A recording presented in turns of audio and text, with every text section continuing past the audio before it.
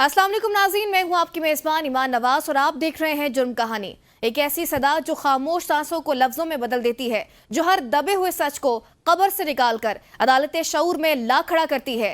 ये वो स्टेज है जहां कहानी नहीं लहू बोलता है, जहां आंसू सबूत बनकर चेहरे पर गिरते हैं और सिसकियां गवाही बनकर दीवारों से टकरा जाती हैं। क्या हम उस मुआशरे का हिस्सा हैं जहां इंसाफ ताकतवर के कदमों में सजदा रेज है, जहां मजलूम की चीखें फजा में तैलील होकर वापस उसी के सीने में दफन हो जाती हैं? हर दिन यहाँ एक नया जख्म उभरता है, हर रात उम्मीद का एक और चिराग बुझ जाता है। हम सब देखते हैं, सुनते हैं, मगर फिर भी खामोश रहते हैं। जुर्म कहानी सिर्फ एक प्रोग्राम नहीं, ये सोए हुए ज़मीर की बेदारी है। वो बगावत ज़दा निगाहें जो अब नाइंसाफ़ी पर झुकने को तैयार नहीं, वो पथराए हुए लब हैं जो सच के लिए सुलगते रहेंगे जब तक बोल ना उठें। आज की दास्तान सिर्फ एक जुर्म नहीं, ये आईना है हमारी इज्तिमाई बेहिसी का और मातम है उस कानून का जो कातिल के आगे कपकपाता है मगर सच्चाई का हाथ थामने से डरता है।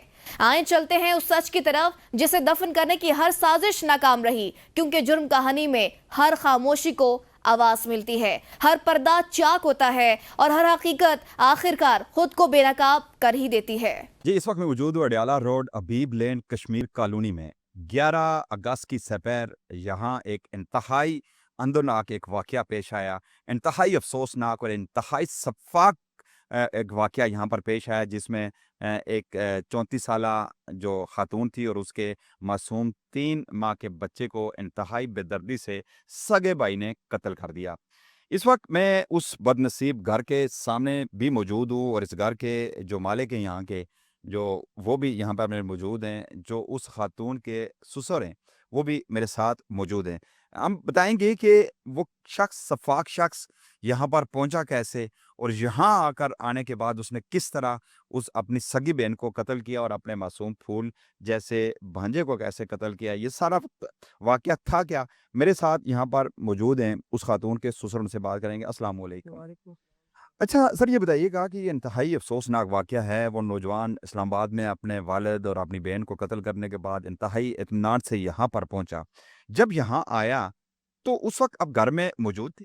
जी सर, मेरा नाम मोहम्मद इज़हार वारसी है। मैं हमज़ा का वालिद हूँ और वो मेरी बहू थी और मेरा एक पोता था। मैं बिल्कुल सर घर पे मौजूद था, मेरी मिसेज़ भी घर पे मौजूद थी सर। तो तो ये दरवाज़ा ऐसे जैसे आप देख रहे हैं ना सर, बिल्कुल ऐसे था। तो वो अचानक इसने दरवाज़ा खोला है और अंदर चला गया, ठीक है। दूसरा दरवाज़ा फिर उसने खोला, फिर अंदर हो गया, एंटर हो गया। इज़हार वारसी साहब, हम अंदर जाकर बात करेंगे, हमें वक़ूआ में दिखाइएगा कि वो वक़ूआ कहाँ है। नाज़रीन, आपको अंदर ले चलते हैं इसी घर में जहाँ पर ये वक़ूआ हुआ। रावलपिंडी और इस्लामाबाद की सरजमीन उस वक्त खौफ और सदमे में डूब गए जब एक ही खानदान के खून ने पूरे शहर को लर्जा कर रख दिया। जायदाद के तनाज़े ने भाई को इस कदर अंधा कर दिया कि उसने अपने ही वालिद, बहनों और मासूम भांजे तक को जिंदगी से महरूम कर दिया। ये दास्तान महज एक घराने का अलमिया नहीं, बल्कि पूरे मुआशरे के लिए एक सवालिया निशान है। उस शफाक कातिल ने किस तरह अपनी बहन को कत्ल किया, यहाँ से वो दाखिल हुआ और ये यहाँ से गुजर कर, वो अगर कैमरा में दिखा सके तो ये यहाँ पहुँचने के बाद वो नौजवान यहाँ आया। ये टीवी लाउंज है, यहाँ पर मौजूद थे, घर के बाकी अफराद भी थे। ये इज़हार वारसी साहब यहाँ पर मौजूद थे टीवी लाउंज में और इनकी मिसेज यहाँ पर मौजूद थी। ये और इसके बाद आप ये बताएं कि वो किस जगह, ये वो बेडरूम है, अगर कैमरा में दिखा सके तो मैं कैमरामैन जॉन से कहूँगा कि हमें दिखाइए कि ये वो बेडरूम है जहाँ पर जो इनकी मरहूम, जो इनकी बहू थी, यहाँ पर मौजूद थी और मासूम बच्चा भी इसी बेड पर मौजूद था। वारसी साहब, ये बताइएगा कि जब वो एंटर हुआ तो वो कहाँ से हुआ और यहाँ आपकी बहू मौजूद थी, तो क्या उसने आपसे कोई बात की या डायरेक्ट वो आकर उसने उसके गले पे छुरी फेर दी? वो डायरेक्ट आया जी अंदर, बस उधर मेरे से हल्के। मैंने कहा कैसे आए हो? कहते मैं अपनी बाजी को मिलने के लिए आया हूँ। तो जब कोई भाई किसी अपनी बहन को मिलने के लिए आता है तो कोई बंदा नहीं उसको मना कर सकता ना। और इस बात का मुझे बिल्कुल यकीन नहीं था कि वो इस इरादे से आ रहा है। अगर ज़रा सा भी मुझे पता होता ना तो मैं उसको अंदर इंटर ही ना होने देता ना। तो ये वैसे इसका लॉक अंदर से खुला हुआ था और इसी वजह चला था। बहू मेरी इधर आराम कर रही थी, पोता भी मेरा इधर आराम कर रहा था। तो वो जैसे ही आया तो उसने निचले सुना कि मैं तुम्हें जायदाद अबू से मांगने का मज़ा सिखाता हूँ या लेने का मदद सिखाता हूँ। लेकिन आवाज़ उसकी ज़रा, मेरी बहू की आवाज़ भी ज़रा धीमी सी थी। वो सही तरीके से हमें शायद हेल्प के लिए उसने कुछ कहा। फिर हमने जब देखा कि अंदर को शोर शराबा शुरू हो गया تو میں اور میری بیوی نے ہم نے مداخلت کرنے کی پوری کوشش کی، لیکن وہ بھی بلڈ پریشر کے مریض ہے. دروازہ اس نے لاک تو نہیں کیا یہاں؟ نہیں ایسے آ گیا بس، اس نے آگے فوراً اس نے نا چھری نکالی ہے. مجھے نہیں پتا اس نے چھری کدھر چھپائی ہوئی تھی. اس نے اپنی بہن کے اوپر 2-3 وار کیے. وہ شدید زخمی حالت ہوتے اس جگہ گر گئی تھی. وہ قالین کا پیس بھی وہ ہمارے پاس اوپر محفوظ ہے، یہیں گری ہے سر. ٹھیک ہے، وہ تھا میرے اس بیڈ کے اوپر تھا سر. تو اس نے اپنی بہن کے اوپر یعنی کہ ختم کرنے کے بعد اس کے اوپر پھر وار کیا. جب اس پہ کیا تو ہمارے سے نہیں رہا گیا، تو ہم نے کوشش کی اپنی طرف سے، لیکن اس نے ہمیں دھکا دیا جناب. ہم تقریباً بس مدہوش ہی ہو گئے نا ایسے.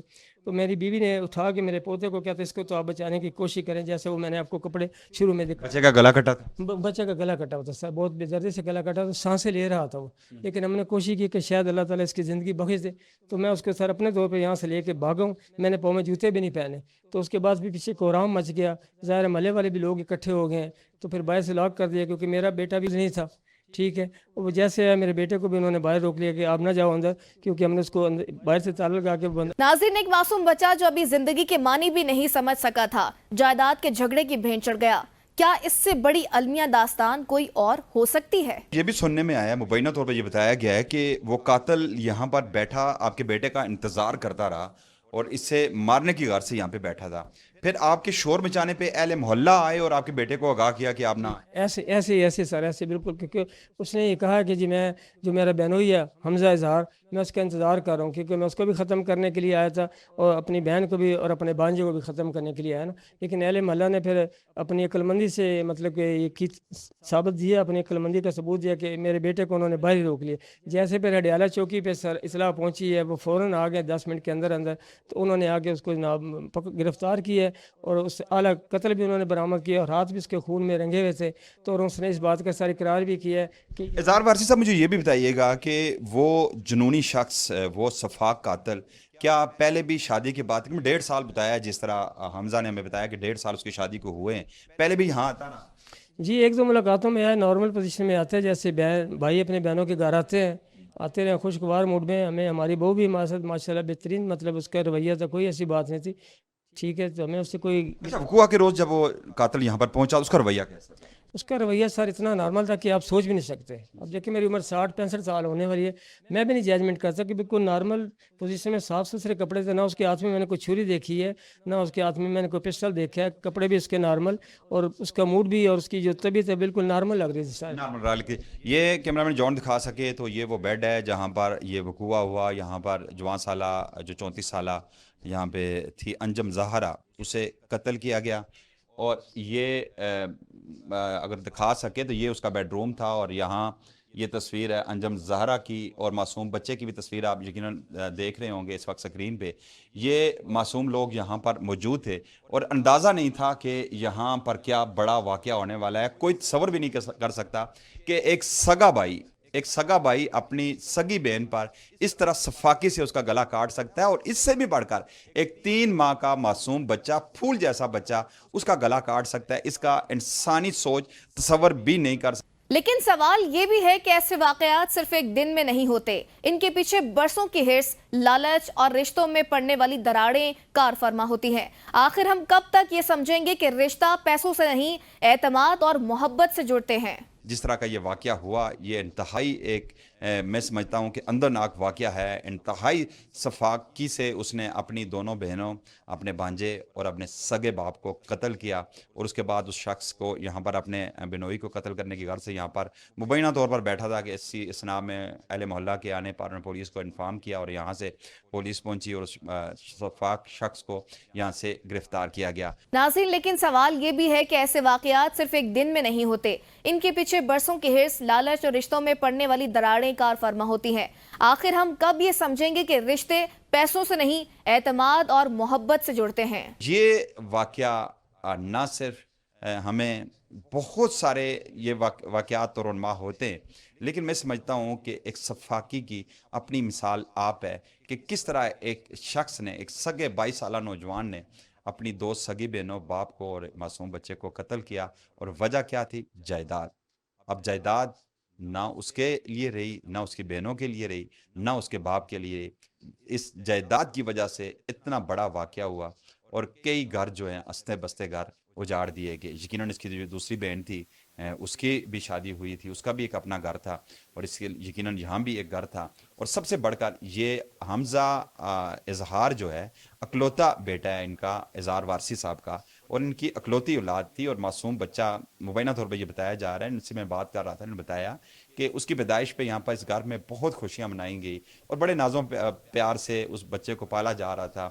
اور جب یہ واقعہ ہوا, اس کے گلے پہ چھری پھیری گئی. اتفاق سے اس وقت تو اس کی موت نہیں ہو سکی, بعد ازاں اسے بی بی ایچ منتقل کیا گیا, وہاں پہ آئی سی یو وارڈ میں رہا, اور ویری نیکسٹ ڈے اس کی وہاں پر وفات ہوئی. اور یہ اس طرح کا ایک حادثہ یہاں پر رونما ہوا. پروگرام جرم کہانی میں ہم اکثر اس طرح کے واقعات ناظرین آپ تک پہنچاتے ہیں, لیکن اس واقعے جیسا جو صفاقی اس قاتل کی ہم نے آپ کو بتائی, یقیناً اس سے بڑھ کر میں واقعہ آج تک میں رپورٹ نہیں کر سکا.